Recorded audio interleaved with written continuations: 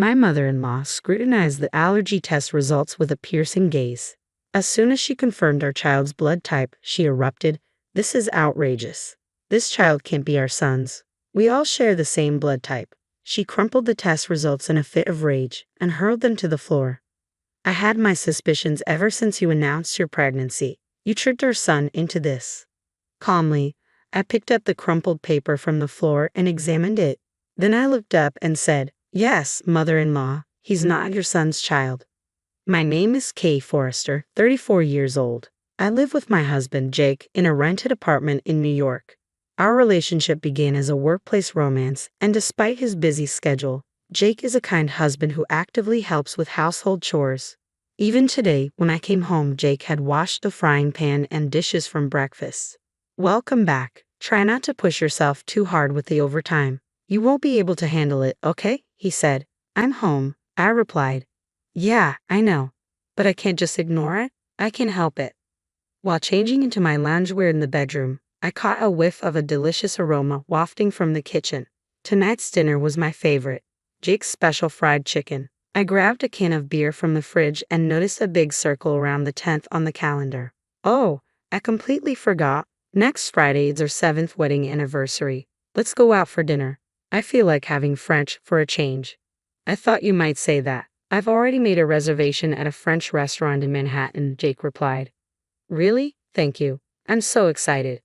As I savored a mouthful of fried chicken, I found myself reflecting deeply on the 7 years that had passed since our wedding. We still don't have children. I had always thought that pregnancy would naturally follow marriage, but even after 1 year, 2 years, it didn't happen. My sister, who married 4 years after me, now has 2 kids, and my friends seem to be getting pregnant one after another. In the early years, I wasn't desperate and could genuinely celebrate the pregnancy announcements of those close to me. But now, even hearing about celebrities' pregnancies stings. I despise this part of myself that can't wholeheartedly rejoice in others' happiness. Why will we have a baby? My mobile search history was filled with keywords about pregnancy. Whenever I had a moment to myself, my thoughts would inevitably turn to having a baby. My mother-in-law only added to the stress. It seems the concept of taboo is foreign to her. She barged into our apartment the other day, making sarcastic comments about our childlessness and suggesting divorce. "So, when are you planning to get pregnant?" "I'm tired of waiting," she demanded. "Well, this isn't something we can control. I'm doing my best, you know," I responded. "Don't you feel sorry for Jake because he can't become a father?" "Actually, I also want to see Jake become a father soon. If you really feel that way, why don't you divorce him? I believe there's someone more suitable for Jake. If he marries a healthy woman who can bear children, he'd become a father in no time," she retorted. Her words stung, and though I tried to stay calm, the frustration and sadness were overwhelming. Facing such harsh words with a straight face, I managed to get by all this time thanks to Jake and my father-in-law. They've always stood up for me, often appearing more exasperated with my mother-in-law's obsession with wanting grandchildren than I was. To maintain my peace, I kept a safe distance from her, avoiding unnecessary contact and only acknowledging her on Mother's Day and her birthday. One night, as usual, Jake and I were watching TV after dinner. I had been feeling a little feverish since morning, so I decided to check my temperature. It was slightly elevated at 99.5 degrees Fahrenheit. I often feel under the weather before my period, but when I checked my period tracking app, I realized my period was late this month. Hurriedly, I retrieved a pregnancy test from the bathroom cabinet. To my surprise, it showed 2 distinct lines indicating a positive result. "Jake, look at this," I said, holding up the test. "What does this mean?" he asked, eyes wide. "It means I'm pregnant," I replied, smile spreading across my face. "We're finally going to have a baby." Overwhelmed with joy, I burst into tears on the spot, reflecting on how much time and money we had spent to reach this moment. After verifying the pregnancy test result multiple times, Jake hugged me tightly. "Thank you for giving up alcohol, smoking, and going to the sauna. Starting today, you're free to enjoy them again." "Nah, compared to the effort you've put in, my sacrifices are nothing. I'll hold off on the drinks until after you've safely given birth." "I'm already looking forward to that celebratory drink," Jake replied with a smile. A few days later, we visited the gynecologist, where the pregnancy was confirmed. "There's a baby in my belly," I marveled, experiencing the strange yet warm feeling for the first time. I didn't care about the baby's gender. I just wish for it to be born healthy. I can still vividly recall the moment when I first felt my child's movement in my womb. Every day, Jake would touch my belly and talk to her baby. Hey, it's Daddy. Can't wait to meet you. Hey, no, it's too early for you to be born. I'd remind him playfully. Right, my bad. You need to stay in the belly a little longer, he'd respond, laughing. Now, as I enter my 8th month of pregnancy, I feel a mixture of anticipation and excitement. I started my maternity leave and settled into a leisurely routine. One day, while watching a movie with Jake at home, I felt a sudden, rapid soaking sensation accompanied by a popping sound. I instantly realized my water had broken. I called the general hospital where I was scheduled to give birth, and they instructed us to come in immediately. We rushed there by taxi, my excitement outweighing any nervousness. I was finally about to meet my child. Upon arriving at the hospital, labor pains began, marking the start of a long and arduous process. Hours passed without the baby descending, and I reached my physical and mental limits. My screams echoed through the hospital. I can't do this anymore. It hurts. It hurts. 15 minutes later, our baby finally arrived. You did well, Jake said, tears streaming down his face as he patted my head. He's adorable, our baby. The newborn baby was so tiny and fragile that I felt I might break it if I touched it. It was the most precious sight I had ever seen. Just a moment ago, this little one was inside my belly. As I held my baby's tiny, soft finger, a tear rolled down my cheek. I was certain I could do anything for this child. Despite being born prematurely due to my water breaking early and having a low birth weight, our child grew healthily. Time flew by, and before we knew it, it was time to prepare for preschool. Hey, how about going to the shopping center next Saturday? We need to start buying stuff for preschool, I suggested. What do we need to get? Jake asked. You know, a backpack, water bottle, lunchbox, that sort of stuff, I replied.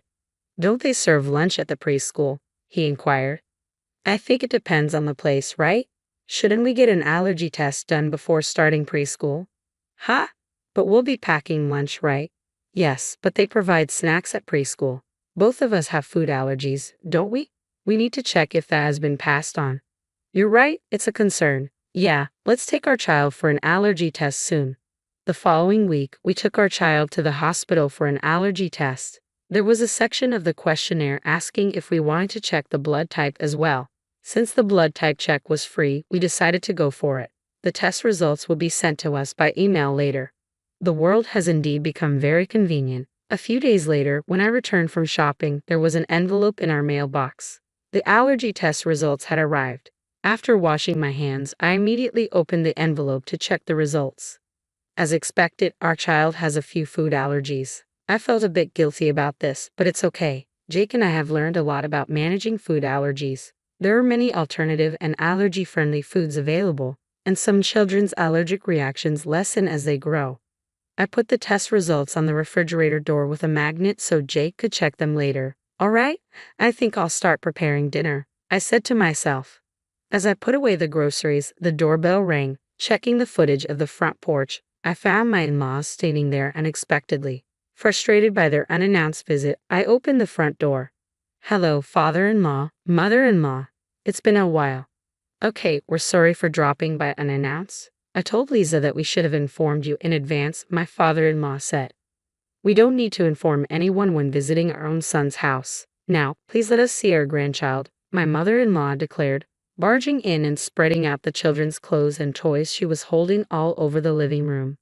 All high-end stuff, she noted. My mother-in-law is a brand fanatic, the complete opposite of me, as I have no interest in luxury brands.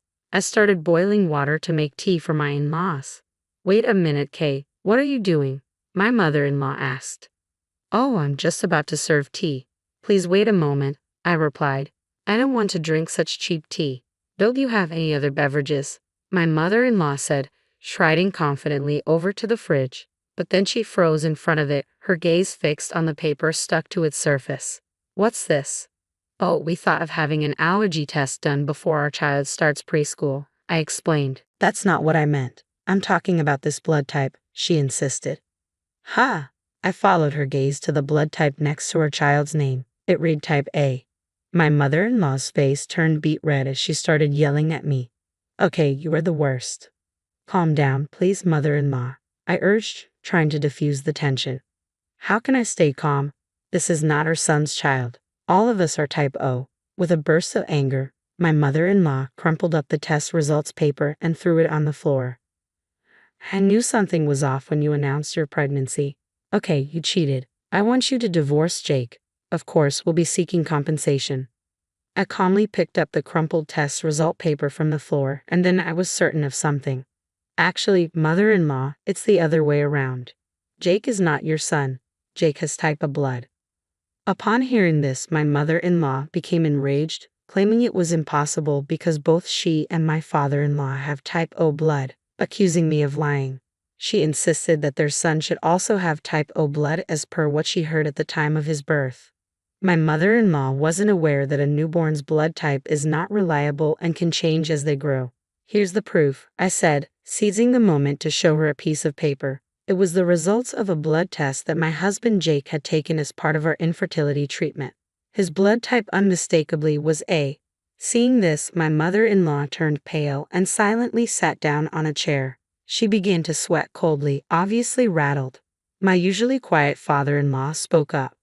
What does this mean, Lisa? There's a reason behind this. A reason? Are you going to make excuses? Stop messing around. This was the first time I'd seen my father-in-law explode with such anger. I quickly told my child to go into the other room. Even if they couldn't understand yet, I didn't want them hearing this messy conversation. After a few minutes of tense silence, my mother-in-law, seemingly resigned, started to tell the truth through her tears. It was a revelation that dated back 30 years. Early in their marriage, my father-in-law often embarked on long business trips abroad, a necessity of his job in a trading company. Despite the circumstances, he had no choice but to accept these assignments. Meanwhile, my mother-in-law, feeling isolated after moving away from her hometown and lacking nearby friends, found solace in an affair born of loneliness. Shockingly, that other man was a junior colleague my father-in-law held in high regard. It was a revelation that shattered the illusion of our family's history. Jake, unwittingly at the center of it all, was the child born from the affair between my mother-in-law and her lover. How would Jake react to this bombshell? My worry for him consumed me. Yet to my surprise, Jake seemed oddly unfazed by the news. He never verbalized it, but his calm demeanor suggested he may have known the truth all along, perhaps from the subtle clues that hinted at his non-biological connection to his parents.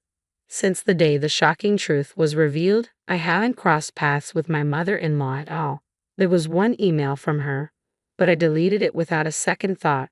Later, my father-in-law, understandably outraged by the decades-long deception, presented divorce papers to my mother-in-law.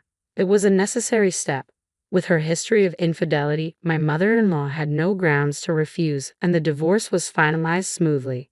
My mother-in-law, who had lived a life of luxury as a stay-at-home wife fully dependent on my father-in-law, now seems to be grappling with the reality of making ends meet. I wonder if she's considering finding employment. I ponder if there's a place where she can start working. Well, it's none of my business. When I think about what my mother-in-law did to my father-in-law and the hurtful words she directed at me, there's no room for sympathy. On the bright side, the relationship between my father-in-law and my husband Jake is still strong. It was all my mother-in-law's doing, and Jake is blameless. Even without a biological tie, after 30 years of raising him, he's truly my son, my father-in-law assured Jake. Despite the divorce from my mother-in-law, my father-in-law continues to show kindness not only to Jake but also to me and our child. He takes us out to eat once a month and even brings back souvenirs from his trips for us. Previously, I used to wake up in the morning dreading what unpleasantness the day would bring. But now, I wake up with anticipation, wondering what wonderful things will happen. My world is beginning to brighten. Another new day unfolds. Today, as I wake up, my husband and child prepare breakfast, pack lunches, and change clothes. There's so much to do. Surrounded by my beloved family, I am genuinely happy.